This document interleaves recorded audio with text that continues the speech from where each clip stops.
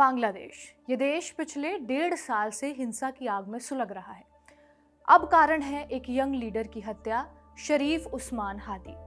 इस एक हत्या ने बांग्लादेश में भारत के खिलाफ विरोध प्रदर्शन को और भी ज्यादा हवा दे दी है। हालात ऐसे हैं कि हिंदू अल्पसंख्यकों को बीच चौराहे में जिंदा जलाया जा रहा है। इस सब के बीच कुछ अफवाहें भी फैली हैं। अफवाह ये कि दिल्ली में मौजूद बांग्लादेश हाई कमीशन के बाहर प्रदर्शनकारियों ने सिक्योरिटी ब्रीच करने की कोशिश की।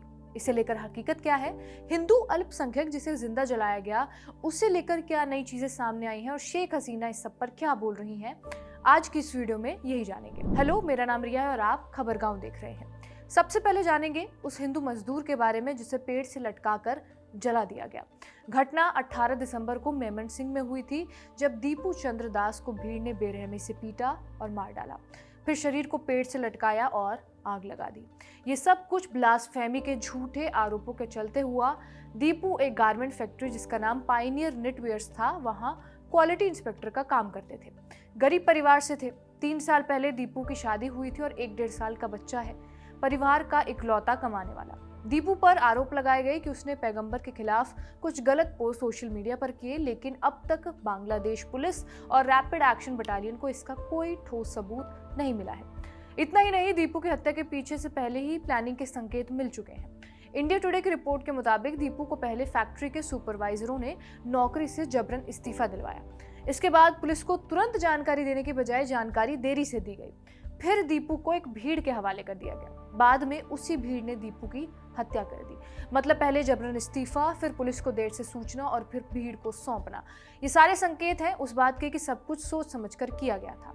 इस मामले पर बांग्लादेश की निर्वासित लेखिका तस्लीमा नसरीन ने भी सोशल मीडिया प्लेटफॉर्म एक्स पर सवाल उठाया है। तस्लीमा का मानना है कि पुलिस की भूमिका इस पूरे मामले में संदिग्ध हो सकती है।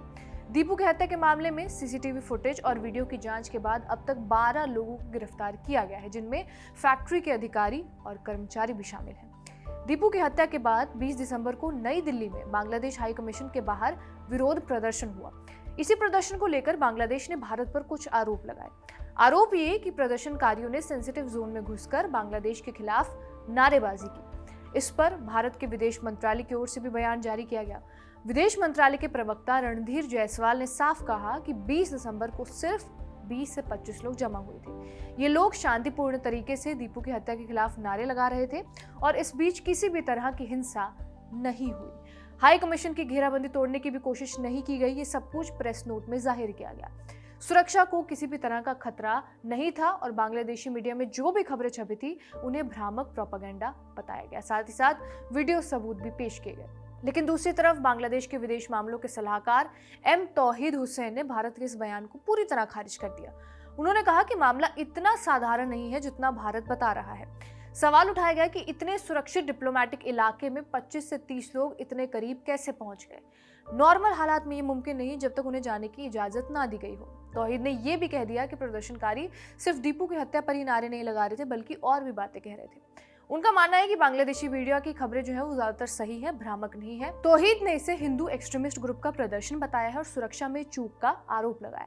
तौहीद ने कहा कि अगर हालात और बिगड़े तो बांग्लादेश भारत में अपनी डिप्लोमेटिक मौजूदगी कम कर सकता है, लेकिन अभी भारत पर भरोसा है कि वो सही सुरक्षा देगा।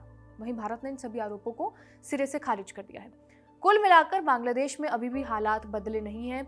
हिंसा का दौर फिर लौट आया है और इन सब का दोषी शेख हसीना यूनुस को मान रही हैं। बांग्लादेश की पूर्व प्रधानमंत्री हसीना का कहना है कि मौजूदा सरकार कानून व्यवस्था संभालने में पूरी तरह नाकाम रही है और इसी वजह से कट्टरपंथी ताकतें मजबूत हो रही हैं। हसीना ने दीपू की हत्या पर भी कहा कि ये दुखद हत्या उसी अराजकता का नतीजा है जिसकी वजह से मेरी सरकार को हटाया गया और जो यूनुस के शासन में और भी बढ़ गई है। आज हिंसा आम बात हो गई है। अंतरिम सरकार या तो सच्चाई से इनकार कर रही है या फिर हालात काबू में करने में नाकाम है। इससे देश के अंदर हालात बिगड़ रहे हैं और पड़ोसी देश भी चिंता में है। भारत साफ देख रहा है अराजकता, अल्पसंख्यकों पर अत्याचार और उन चीजों का खत्म होना जिन्हें हमने मिलकर बनाया था। जब कोई सरकार अपने ही देश में व्यवस्था नहीं संभाल पाती तो दुनिया में उसकी साख भी गिर जाती है।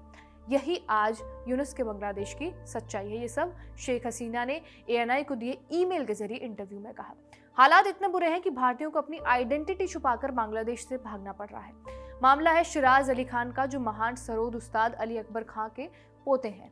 19 दिसंबर को ढाका के मशहूर कल्चरल सेंटर छाया नट में शिराज परफॉर्म करने वाले थे, लेकिन 18 दिसंबर को ही एक कट्टरपंथी भीड़ ने छाया सेंटर के ऊपर हमला कर दिया और उसे आग के हवाले कर दिया। इसके बाद कार्यक्रम को रद्द कर दिया गया। टाइम्स ऑफ इंडिया की रिपोर्ट के मुताबिक हमले के बाद शिराज 20 दिसंबर को किसी तरह कोलकाता पहुंच गए और इस दौरान उन्होंने जानबूझकर अपनी भारतीय पहचान जाहिर नहीं की।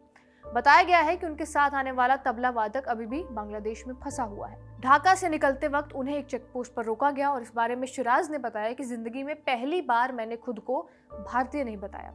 माहौल भारत विरोधी था, इसलिए मैंने ब्राह्मण बरिया की बोली में बात की जो मैंने अपनी माँ से सीखी है। फिलहाल बांग्लादेश में हालात नाजुक हैं। हादी की हत्या के बाद एक और छात्र नेता पर हमला हुआ है। डेली स्टार की रिपोर्ट के मुताबिक बांग्लादेश के खुलना में 22 दिसंबर को ही दोपहर 12 बजे एनसीपी के नेता मोहम्मद मोतालेब शिकदर को घर में घुसकर गोली मार दी गई। नेशनलिस्ट सिटीजन्स पार्टी के वो नेता थे जिन्होंने पिछले साल बांग्लादेश में हसीना के खिलाफ आंदोलन किया था।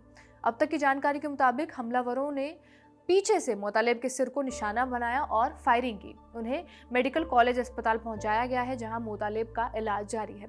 गोली कान के आर पार निकल गई है। पार्टी हादी की मौत के बाद एक मजदूर रैली आयोजित करने वाली थी और मोतालेब उसी पर काम कर रहे थे। हमलावरों को पकड़ने के लिए पुलिस ने कई इलाकों में ऑपरेशन शुरू किया है। हमले के पीछे कौन है, इसकी जांच अभी भी जारी है। ना ही हादी के हत्यारों का पता चला है अभी तक और ना ही मोतालेब के हत्यारों का। इस खबर पर आपका क्या कुछ कहना है, हमें कमेंट करके जरूर बताएं। कैमरे के पीछे अरशाद, आप देखते रहिए खबर गाँव।